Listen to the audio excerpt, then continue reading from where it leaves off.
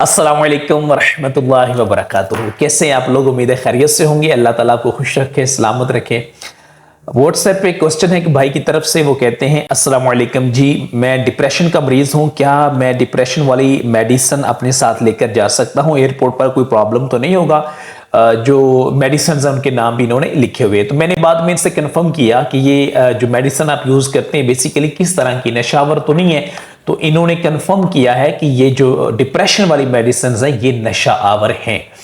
तो देखें, ऐसी सिचुएशन में जो आपकी डिप्रेशन वाली मेडिसिन है इस तरह की नशावर हैं, तो ये बेस्ट वे तो यही है कि आप जाने से पहले कोशिश करें, कंफर्म करें कि सऊदी अरेबिया में अगर आपका कोई जानने वाला मक्का मुकर्रमा में है, जद्दा में है या मदीना मुनव्वरा में है, अगर वहां से डिप्रेशन वाली सेम मेडिसिन मिल सकती हैं तो फिर आप कैरी ना करें। ठीक है, पहली बात तो ये है। दूसरी बात यह है कि अगर वहां से नहीं मिलती खुदा ना खास्ता और आपको यहीं से ही साथ लेके जानी पड़ेगी, तो फिर आपको डॉक्टर की प्रिस्क्रिप्शन रिपोर्ट भी साथ में लेनी पड़ेगी। उसके ऊपर ये मेंशन होगा सरकारी डॉक्टर की प्रिस्क्रिप्शन के ऊपर कि ये इनके लिए जरूरी दवाइयात हैं, इसके बगैर इनका गुजारा नहीं। बहुत सारे लोग हैं जो हार्ट के पेशेंट होते हैं, शुगर के पेशेंट्स होते हैं, वो सारे इस तरह की जो मेडिसिन होते हैं जो उनके लिए जरूरी मेडिसिन है वो साथ लेके जाते हैं, कैरी करते हैं।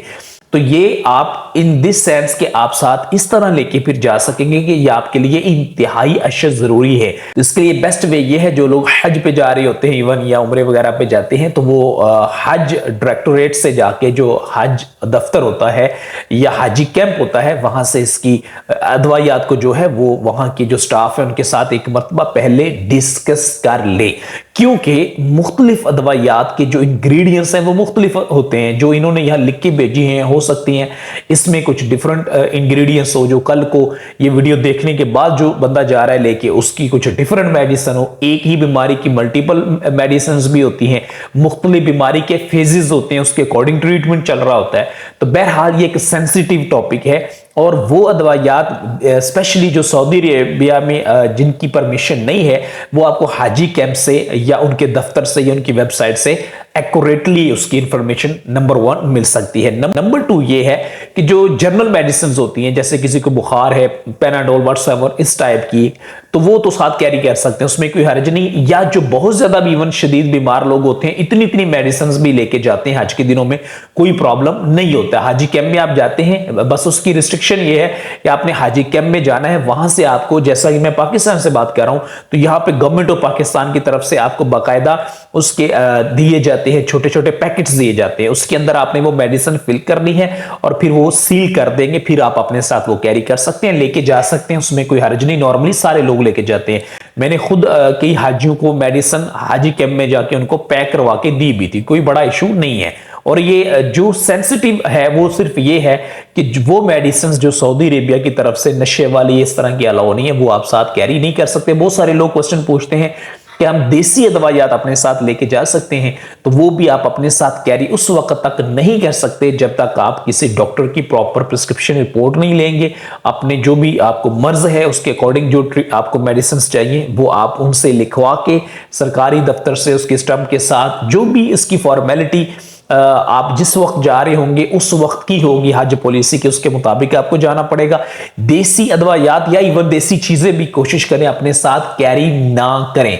मैं ये नहीं कह रहा कि ये भी बैन है, ये भी बैन है, इसमें प्रॉब्लम है, उसमें नॉर्मली इन चीजों पे प्रॉब्लम होती नहीं है। ये जो जाहिर बात है, एक बंदा बीमार है तो उसने मेडिसिन तो यूज करनी होती है। तो नशे वाली जो चीजें होती है ना, नशा आवर जो मेडिसिन है वो आप कैरी नहीं कर सकते। तो बेसिकली जो सऊदी अरेबिया के कवानीन है वो काफी सख्त है, तो इसलिए वहां पे आप कोई नशा आवर चीज या नशा आवर सिरप मेडिसिन, बहुत सारे लोग हैं उनको खांसी होती है तो वो कह रहे होते हैं जी हम अपने साथ इस तरह की लेके सिरप कोई जा सकते हैं, कफ सिरप वगैरह। तो अब देखिए, कफ सिरप तो आपको वहां से भी मिल जाते हैं, इसमें कोई बड़ा इशू तो है नहीं। बहुत सारी मेडिसिन ऐसी हैं जो यहां से भी मिलती है, वहां से भी मिलती हैं। तो एहतियातन इस तरह की कोई चीज आप अपने साथ कैरी ना करें जिसमें इस तरह नशे का उनसर हो। मैं ये नहीं कह रहा आपके साथ ये खुदा ना खासा हो, कुछ भी नहीं होता, अल्लाह खैर करेगा, लोग लेके जाते हैं, लेकिन आपको परेशानी का सामना एयरपोर्ट पे करना पड़ सकता है। दिस सेंस के हो सकता है आपका वो बैग में से निकाल ले और उसको चेक करें, या आपको वहां पे परेशानी का सामना करना पड़े, या आपका टाइम वहां पे वेस्ट हो। तो इसलिए आपने कोशिश ये करनी है जो नशावर मेडिसिन होती हैं जिनके अंदर यानी नशा होता है वो आपने साथ कैरी नहीं करनी है। आपको खांसी है या कोई भी ऐसा प्रॉब्लम है जैसा कि ये एक स्पेसिफिक केस है और इसमें कोई डिप्रेशन की मेडिसिन वगैरह है। तो मैंने इनको यही मशवरा दिया था जब आज इनसे बात हुई थी कि आप कोशिश तो फर्स्ट ऑफ ऑल तो यही करें कि आपका उधर कोई जानने वाला है उससे कांटेक्ट करें, उससे पूछें ये प्रिस्क्रिप्शन रिपोर्ट है, उसको फॉरवर्ड करें। वो अगर आपको कंफर्म करता है कि ये मेडिसिन सारी आपको यहां से मिल जाएंगी तो फिर तो बड़ा इशू ही नहीं है, फिर हमें किसी से पूछने की भी जरूरत नहीं है। आप मेडिसिन साथ कैरी ना करें, कौन सा आपको इतना लंबा चौड़ा सफर होना है। तो मतलब मैक्सिमम क्या होगा, सुबह की आपकी फ्लाइट है तो शाम से पहले इंशाल्लाह ताला मक्का मुकर्रमा में पहुंच जाएंगे।